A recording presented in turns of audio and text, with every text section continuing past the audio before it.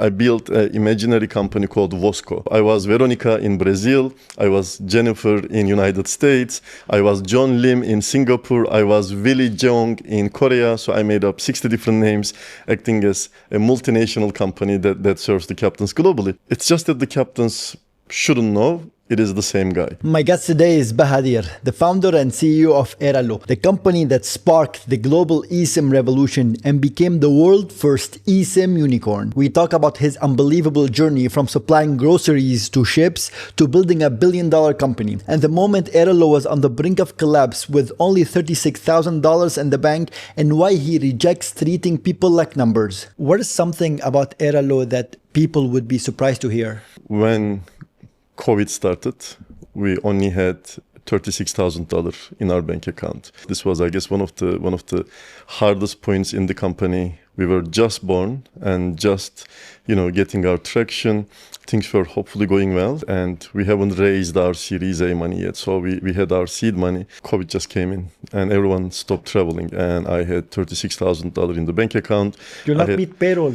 I had suppliers to pay, I had payroll to take care of, and it was a super, super anxious time. I just didn't know how I would pay it. And suppliers seen that, they knew that, and they were getting very anxious also. They were following up every single day.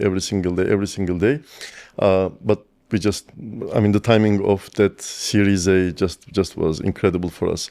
So while everything was just almost coming down, we closed the Series A round, which kind of gave us this war chest for 2 years during the COVID time. So that is something that not many people know. But there was a point where we only had $36,000 in the bank account. Man, how did that felt like? How did you sleep at night? You don't sleep. One of the reasons I couldn't sleep, because until Airalo, everything I did by myself.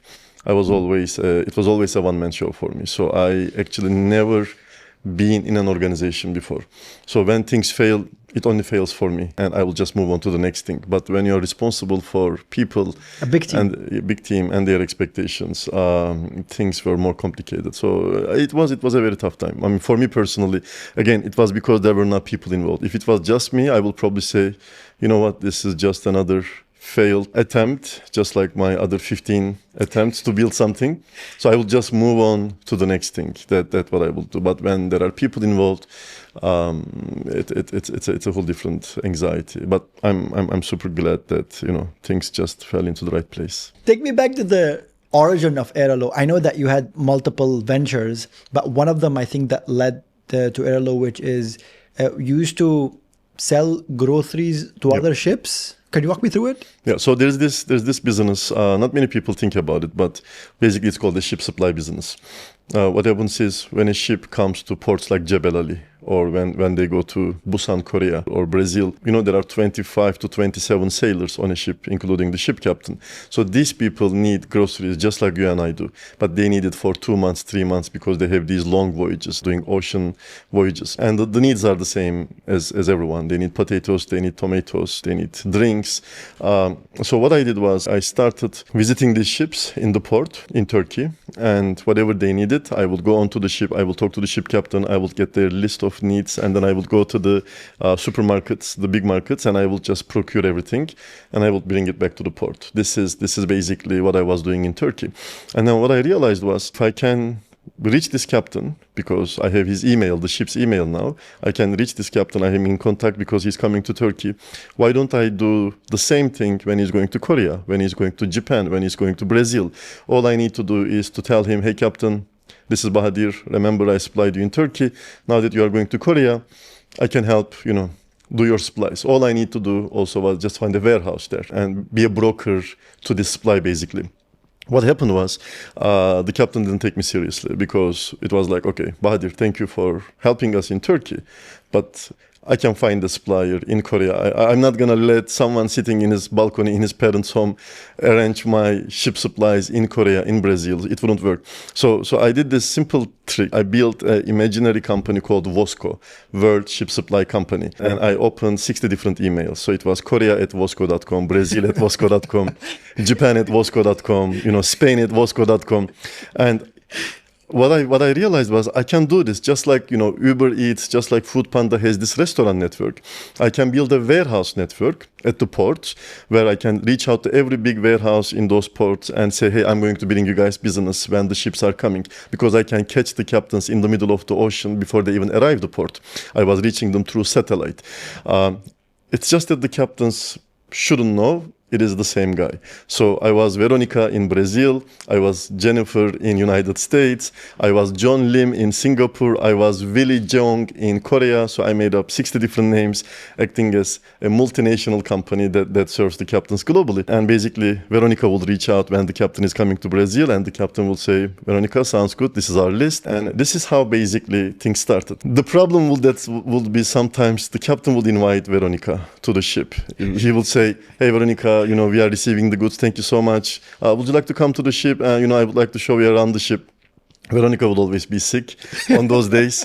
And, I love my husband. So I'm not going to visit a ship captain. Basically what happened was, the one pain I saw was, every ship captain that I served will ask me for SIM cards. Thank you for the tomatoes, thank you for the potatoes, but can you also arrange a SIM cards in Brazil, SIM cards in Argentina, SIM cards in United States? And I realized there's a pain of connectivity for 1.7 million sailors. They are constantly around the world. They need connectivity when they are at the ports, and there's no stable way for them to have connectivity. Only if they are lucky, someone goes and sells SIM cards, local SIM cards to them. So I created this company called SIM for Crew. It was a global SIM card only for the maritime business. And my idea was, now that I have the warehouse network, why don't I just ship these global SIM cards that I have sent, that I have created for the maritime industry, and alongside with the potatoes, tomatoes, I'm going to sell these global SIM cards, which works all around the world. And it sold like hotcakes. I was not expecting this, but apparently every sailor needed this. So this is how I got into connectivity. But then in 2018, 28 September, Apple shipped the first eSIM compatible phones, which made me think, man, if someone comes with an Amazon for eSIMs, nobody's going to buy my physical global SIM cards. And this is pretty much what led to the idea of creating this aggregator for eSIM connectivity. So from potatoes, tomatoes, to global physical SIM cards, to creating Airalo. How did you find those very specific problems? Years ago, because my family was living in a port city, years ago, the family had a market near the port, and they would realize the sailors are coming to the market. They are leaving the ship and they are coming to buy just a couple of bags of tomatoes, potatoes. And that led to my family thinking that, when I say family, my uncles thinking that, okay, why, instead of them coming to our small market, why don't we visit these ships and ask actually if they need anything? And that's years ago they realized these people need to eat. So it was a family business for a very long time, which I did in Turkey by myself. But then I didn't like the whole physical procurement side of it. I just wanted to broker the business, be the middleman. This is why I built kind of like this, in a sense, Foodpanda for ships globally. Now, and SIM for Crew and now Airalo, why did it work now when telecom existed for decades? The main why now would be that the hardware was never capable of doing this. The eSIM. This literally started. Apple basically said, I want to save space on my circuit design. I don't want this big SIM tray on the phones anymore. So literally on 28 September 2018, they announced, I remember it very clearly because that's the day when I said, man, if someone aggregates those eSIMs, nobody is going to buy my global SIM cards. So it was coming. I knew the disruption is coming. I mean, if you can download an eSIM just like this, why would you bother, waiting for a physical SIM card to arrive? You couldn't do this in 2017, even if you had $1 billion, because the hardware wasn't basically compatible with eSIMs. Apple shipped the first iPhone XS, XS Max, and XR. These were the first 3 phones that were eSIM capable. And then only then it will be possible to tell people, hey, there's a website, there's an application that you can go and download eSIMs. So this is pretty much the why now. Until 2018, end of 2018, you simply couldn't do this because the phones were not ready. You remember the exact date when they announced it? Yeah, because on that date, and I still have the Google domains, the Google domains don't exist anymore, but I have the receipts. I went online. I knew I wanted to do something. I just didn't know exactly what. I purchased a lot of eSIM domain related names on that day. I saw the news and I thought, okay, let me just go to Google domains, eSIMstudio.com, eSIMmarket.com, eSIMcenter.com, eSIMshop.com, just buying all the eSIM related names. Because I will do something about this. I just don't know exactly what now. And this is why I remember the date very clearly. What do you think is the hardest part about this business that outsiders like me completely underestimate? One of the things that, especially when you start getting bigger, that becomes, I guess, something that needs to be managed super carefully is the regulation. You cannot just say, hey, I'm going to just, connectivity is something that likes regulations. You have to proactively have a legal team in place that thinks about your expansion plans proactively so that you are having the right conversations with the right regulators in the right places.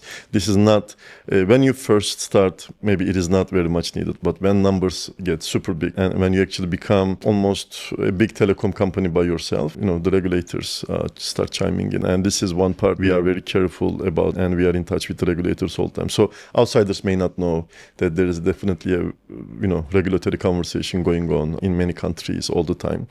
This is definitely one thing. Another hard thing is convincing the telecom companies. It is not always easy to convince the telecom companies to get their connectivity because some companies see you as a threat. Some companies see you as an innovation. So you need to pick the ones that are more friendly, I guess. So there is definitely, you need to kind of make sure you find the right partners in every country with the right prices, committing the right volumes. So, finding the right partners is challenging, and regulatory is another thing, I would say. But you were to convince really big companies. I mean, I'm from Lebanon. You convince one of the telecom providers in my country. And how would you convince them? You tell them, hey, I have a lot of volumes. Give me this. This is how you have this conversation? The way they see this is there are silent roamers that are coming to my country. Okay. And they are not touching their phones. They are not turning on roaming. So how do I capture those guys? So they see Airalo as a way to capture people who will simply turn off their phones and will just rely on Wi-Fi whenever they can find it. So for them, it is basically us telling them that, guys, you are trying to sell your connectivity. Let me be another distribution channel. This is what I'm trying to do for you. And some of them understand this. Some of them really understand the value and they sign you up. Obviously, when we first began 5-6 years ago, they were super skeptical. Convincing telcos was... there were telcos who didn't know what an eSIM was. It was not an easy conversation. There were people in the industry for 20 years. The first time they heard or they encountered an eSIM installation would be my demo on a table. So 5-6 years ago, the conversation was much, much harder, but it definitely got easier by time. This is one of the problems being too early in the market, that you have to educate a lot of people about what is it, and this is some problems that suppliers and the customers, suppliers as well. Yeah, you have to educate. Not everyone was ready, eSIM ready. Airalo kind of forced the industry because we were the first one to be eSIM ready. There were telcos that did not think about being eSIM ready for years, but then they started seeing the value and starting what companies like us can bring into the table. So they actually started working, super hard on being eSIM ready, because otherwise we will be working with their competitor and selling their competitors' connectivity. At those stages, while Airalo was growing, where does the business actually break if you stop paying attention? Is it to the supplier, to the users, to the sales, to the marketing, branding? I think we now have really good people in place. I don't think I can genuinely say that I don't think there is any part in the company, if I personally stop paying attention, that will break, except the culture, which is my personal obsession, the culture and the people. And just making sure we are not part of the hyper-tech bros, eat the world systems of the world. It takes a lot of time and effort and just mental work to navigate the world of capitalism, almost being anti-capitalist yourself. So there's a lot of work to be done. So my obsession comes... Like the part that I think I'll never stop paying attention is the culture. Obviously, I'm very obsessed about product, and I'm very obsessed about branding and marketing. But I don't have to think about this every day. But culture is something simply I'll never let go, if that makes sense. I always have to be there, because I feel founders and founder personality is what sets the culture in a company. So I always feel, I want to be present so that people are always treated the way I wish I was treated, in the last 20 years while hustling and trying to build things. So I guess this is the part, the culture part, the people part. It matters to me a lot. What makes right now the culture of Airalo very unique, or what makes it different? If you look at my email signature, when I'm sending an email to someone, it basically says, do unto all men as you wish they have done unto you, and reject for others what you would reject for yourself. Golden rule. Yeah. And you will see this everywhere. You will see this it is my quote, the way I live my life, but you will see this in a lot of religious books also. Whichever religious book go to, you'll see this. And I find this to be a very important teaching. One thing I realized is that there are two types of people when it comes to treating others. Like, let me give you an example. Here's Mahmoud, right? You come to me and you say, it's raining and I am wet. There's one type that basically tells you, well, you say you are wet, you are soaked, but what is rain really? And they start to philosophize. That's me. Rain. What is rain really? So, you know what? Water condensing into the clouds and then giving up to gravity and then returning back to earth. You know what? If you think about it, the jacket, the water on your jacket, maybe it's the water that the dinosaurs drank once upon a time. It is from the oceans. This is simply a temporary transition in your life. You shouldn't seek shelter. You should seek perspective. Rain, the beauty of rain. Like, what are you talking about, man? And there's a second type. Again, you say, hey man, it's raining, I'm wet, I'm soaked. The second type says, here's an umbrella. Take the umbrella. This is the culture that I genuinely care about, Airalo. I call them umbrella givers. And we all need to be umbrella givers. We don't like a culture that is about constant efficiency, all this synthetic optimization where the world wants you to believe, where people are just numbers, they are just KPIs, they are just OKRs. Because the capitalism doesn't recognize you as a mother, it doesn't recognize you as a father, it doesn't recognize you as a grieving husband. It just doesn't. And I've seen so many examples of this. And it is scary to listen to some people how they are just so comfortably looking at their P&Ls and just seeing people as numbers. Like, these people have stories, man. Like, these people go through so much pain. There are so many stories out there. And nobody takes time to listen to stories. Nobody takes time to listen to their stories. There's a guy, security guy, where I stay. Not a security guy. He works in another section of the place, of the hotel that I stay. His wife passed away in Pakistan a couple of weeks ago. His wife passed away. And this guy comes to my room with a smile on his face and trying to take care of my needs while his wife passed away 2 weeks ago. Like, go grieve, man. Like, somebody has to allow you to go and cry. You need all the freedom in the world right now to just not give a shit about anything for at least 1 year. And yet, he cannot stop. And that he simply cannot stop. He has to smile and he has to do his job. And I asked him, what's your salary? He said, this much. I said, if I give you 2 years worth of your salary, well, because he has 2 kids, he's super worried about them. There's no mother in the picture anymore. And he's every day thinking about his kids. I said, if I give you 2 years of your salary, would you go back to Pakistan? He said, in a heartbeat, I would go. And I want to be with my kids. And I said, come see me yesterday and then resign. He came. I did what I needed to do. He resigned. He went back to Pakistan. He sent me a message saying, sir, I'm with my kids and probably I'm going to do a small business here. And here is the part capitalism misses. And I think what I appreciate about our company is that every story matters. Every single story matters.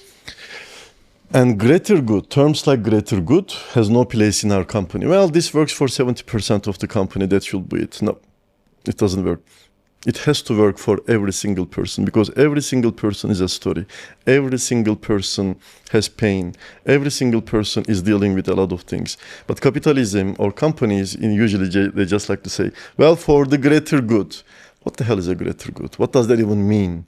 What does that even mean for the person that the greater good didn't touch? What are we going to tell him?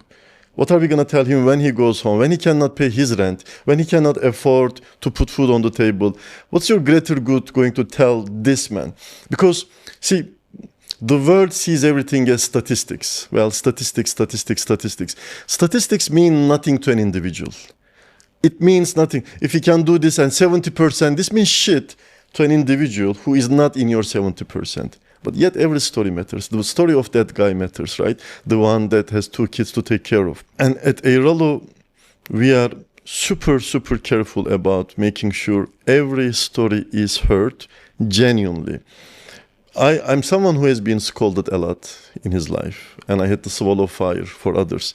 And my dignity was broken a lot. And I made this, and I've seen 2 trauma responses to people who went through these things. One trauma response would be, well, I've been effed and I'm going to F everyone. This is how I'm going to live my life. I'm going to make sure I take my revenge from the world. And there's another trauma response, which simply says, I want the world to be exactly how I wish it was for me for the last 20 years, because it was harsh. It was super harsh. And my dignity was on the floor constantly. And I worked very hard for my freedom and for my dignity. And I'm going to make sure everyone feels this in the company. At Airalo, you can never, because there's a saying I like, an advice given in public could as well be an insult. Even an advice given in public could as well be an insult. At Airalo, we are not allowed to scold anyone publicly. In no leadership meeting, you can be rude to customer support or HR. No. One-on-one. You do everything one-on-one. There is no way you can shame someone in front of another person.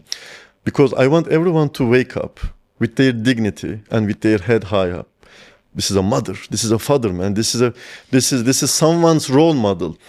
And they come into the company and then they are broken to pieces because we are paying their salaries. No man, by the way, should have so much impact and so much power and so much control over anyone's life. No one. So you come to Airalo, you have your dignity, your head high up.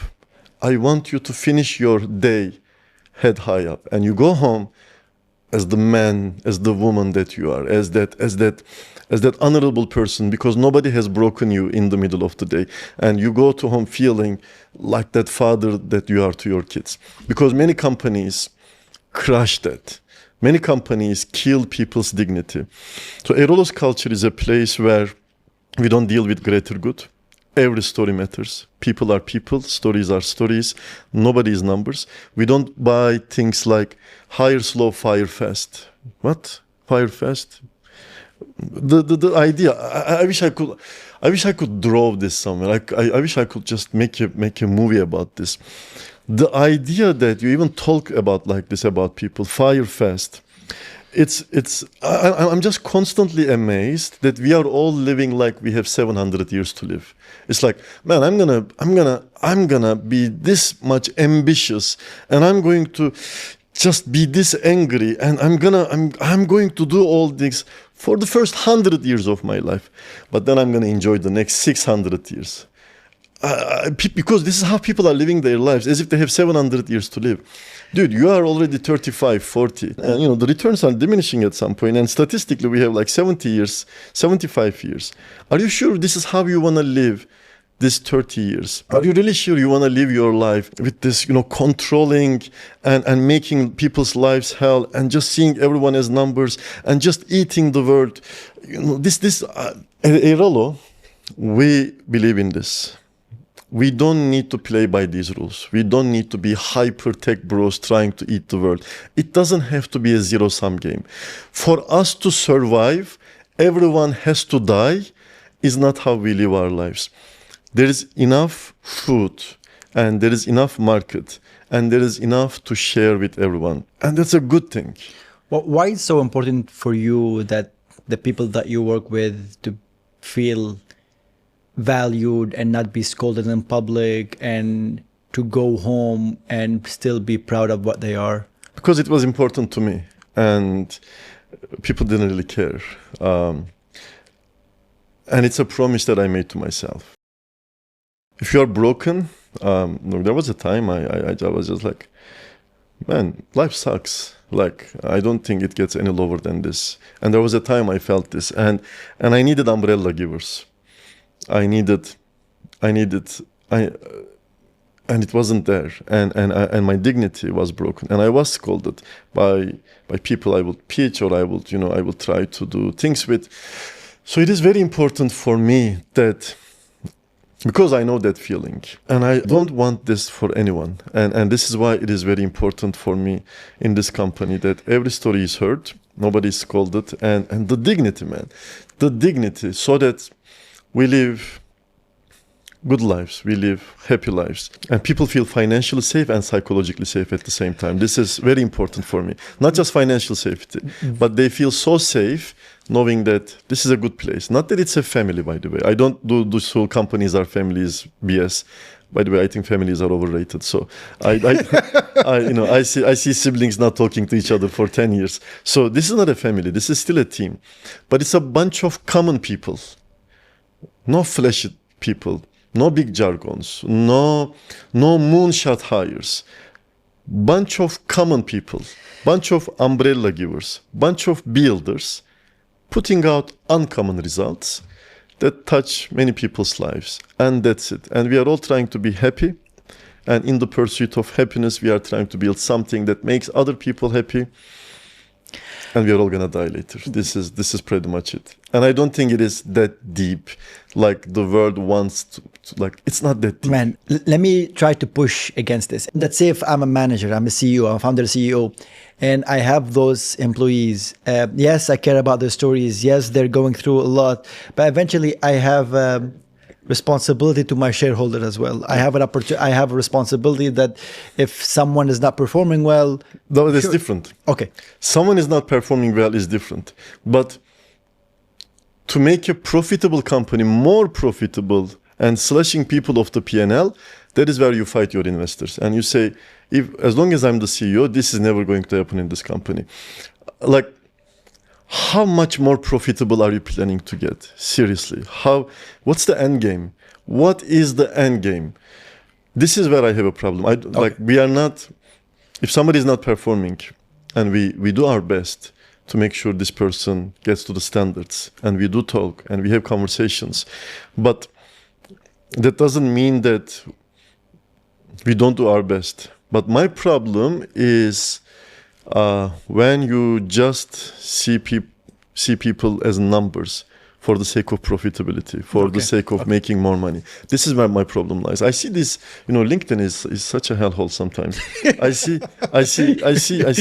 am there. I'm there sometimes just putting out, shit posting. I do a lot of shit posting. And I see people, and it sounds so cartoonish. I'm like, did you just say this? Is this rage bait? Oh no, he's really proud of this. Like a CEO, telling what he did, to turn the company around, and how he fired, 5,000 people, 10,000 people. That's the playbook. This is incredible to me, and I will never wrap my head around this. Like, the fastest way to increase the company's stocks, sadly, is to remove a lot of people in the company. But that's it's all thing. Marketing. That's the thing, man. It's not that deep. I don't think anything is ever that deep. I see this hustle culture sometimes. People talking about, and we work 7 days a week, and then we sleep in the office, and the mattresses are there. Wait, tell me you are curing cancer, man. Oh no, we provide insurance for startups. Like, huh? And you want me to be pumped up about this? Yeah, because the way you talk, I almost thought you are about to cure cancer, or you are about to put all of us on Mars. So wait, you are providing insurance for startups, and with AI, who are you talking to? What is this story? Who made us collectively believe? It's almost like a big mass hysteria, but somehow nobody is warning us. Nobody is saying, guys, stop. You are selling AI insurance to startups. You cannot make a dramatic philosophical story out of this, that your people are sleeping on the mattresses, and you cannot, I'm not buying this. And stop. Can we all collectively stop making these stories? If he's telling me I'm curing cancer, man, I'm like, I'm gonna come sleep with you in the office. Let's do this together. How can I contribute? Right? That's a whole different thing. It's this founder, this founder hysteria that we all think our stories are super unique, and we are super special. And we are in war. Like everyone is in war, by the way. Like if we don't do this, our enemies. Who the hell are your enemies? Why are you always so angry? Why do you always have enemies? Why is it always you versus the world? Why? Who made us believe it that it's always us versus the world? Why can't we just a collective bunch of happy people doing good things and just spreading kindness, man? Like there's this anger, there's this hustle culture that I just can't wrap my head around. I honestly, I was one of those people. I used to a lot of war terms. I didn't even know that I used them. And I had the CEO of Basecamp. He wrote a few books and he told me, Mahmoud, it doesn't need to be this way. And I remember very carefully, I was in a company here in the region and it's a very heated meeting and I was fighting with a lot of people and to do or die. And then my friend was like, Mahmoud, we sell ads here. Yeah. Mahmoud, we sell ads. This is my point. But we waste and we consume so much human dignity to be able to do these almost, these trivial things that we are so obsessed about. I've seen almost 300 people in front of a building in Business Bay. Almost 300 building, all holding their CVs in their hands. It is scorching hot. It is so hot. 300 people outside. And I talked to a couple of them because I like listening to the stories. He said he came from like Ajman or somewhere, like they're coming from very far. This company, this company, like what a freaking HR. This company called everyone to print out their CVs, come in front of this building. Scorching hot it is outside and I am sweating, but I have the freedom to leave and just go. They are just waiting there and they are being called by name. Mahmoud goes inside. Who does this in 2025, 2026, man? 300 people. But here's the problem. This is just not fit for human dignity. 300 people, mothers, husbands, fathers, siblings. These are human beings, man. 300 of them under scorching hot, holding a CV, hoping that they can find a job with 2,000 dirham salary. This is a war against human dignity in my eyes. And this is why I will never wrap my head around this. And basically, I guess, if we come to the start again, we want Airalo to be a place of kindness. But it is a very tough, because it's very easy to say, but when time to execute it comes, you really have choices to make.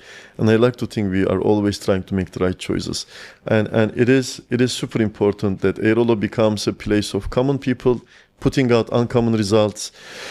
And we don't need to eat the world. It doesn't have to be a zero-sum game. We will never do anything unethical.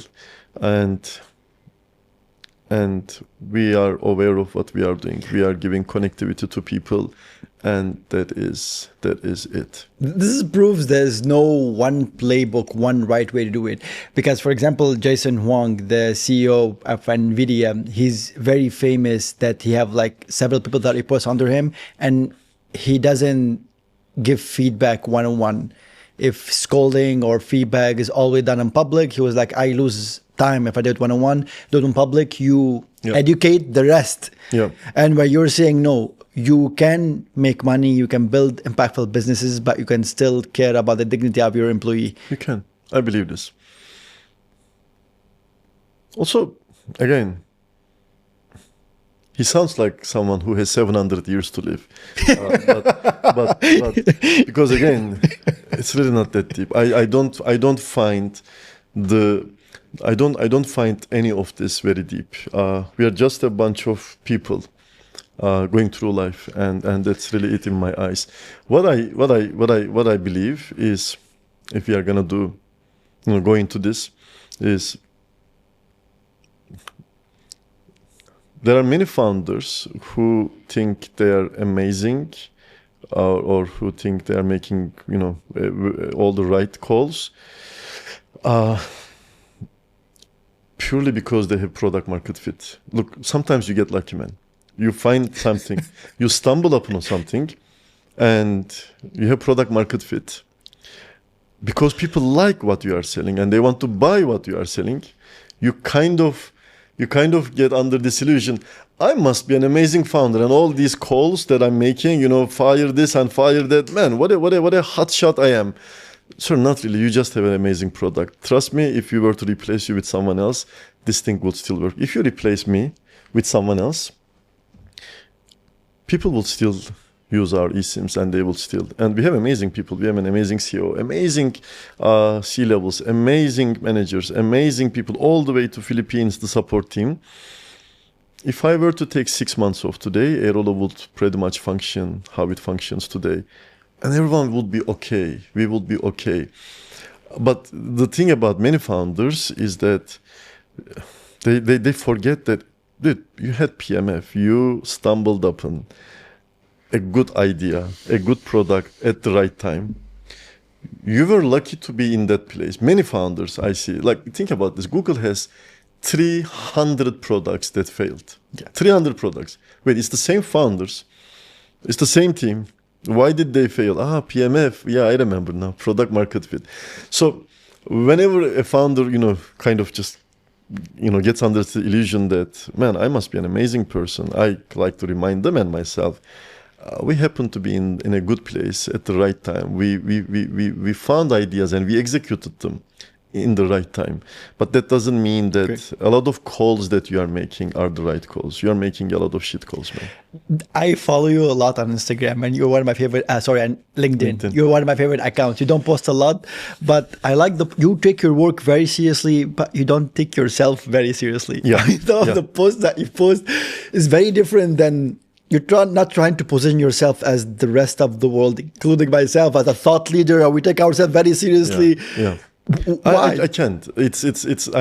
I'm not forcing myself to be that guy on LinkedIn. I can't be a thought leader in that sense. And it's not exciting also. I find it almost boring to be, in a sense, the thought leader on, again, what? Insurance for startups.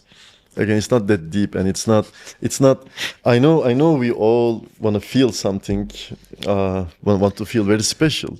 I don't. So what I do is I do what I think is kind of funny on LinkedIn, and I'm okay with that. It's a few memorable posts. It's very funny. But what building this company changed about you that you didn't expect? Because you look like someone who did a lot of self-reflection, a lot. Yeah. I think, to be honest, I'm pretty much personally the same guy I was years ago. I was always kind of just, I never took myself seriously in that sense. What it changed for me could be the fact that I'm a college dropout. I haven't even properly done the first year of college, so I'm basically a high school grad. And I think building a company, I could say it taught me a lot that I never learned otherwise. And I was pretty ignorant when it comes to information, because all I knew was to hustle. Was to survive, in a sense, hustle in a sense that survive, put food on the table. That's what I knew. I never knew how organizations work, how an HR works, how fundraising works. I kind of never knew anything about those things. I'll give you an example. When we started the company, when we became 10, 15, 20 people, they said we need to subscribe to Slack so that we can have something for internal. Okay, I didn't know what Slack is, but some people knew, so they did, and they started creating these channels. Mind you, I have never worked in an organization ever before, so I never had a second person to brainstorm with. Everything I did, it was just a one-man lifestyle business until then. So now I have a team, and there's something called Slack, and there are channels, and this is how ignorant I was. There was a channel they created. It was called Daily Stand Up. And I'm genuinely thinking this is where we are gonna share jokes because it says daily stand-up. This is how much I have no idea what how organizations work. Apparently, daily stand-up is a term in organizations. Again, I've never seen this before. And then I'm reading today. I'll be doing the Mastercard meeting. This, and I'm thinking this shit isn't funny. Like they're not sharing funny things. They are just sharing things here. It was later I actually just Googled and understood. Okay, this is what building a company gave me. Probably I've learned things. I've learned a lot of things that otherwise I never know. But you can bet that I really didn't know, like organizations. I've learned the hierarchy between a VP and a director probably like 4 years ago. Okay, which one is it the VP? Is it the director? This is how far I was from organizations. So yeah. Bahadir, your honesty is very, very refreshing, and I would love to hear more voices like this. Again, I want to be very respectful of your time, but we definitely need a part 2. Thank you so much for coming to the podcast. Thank you so much for inviting me. I appreciate this, man.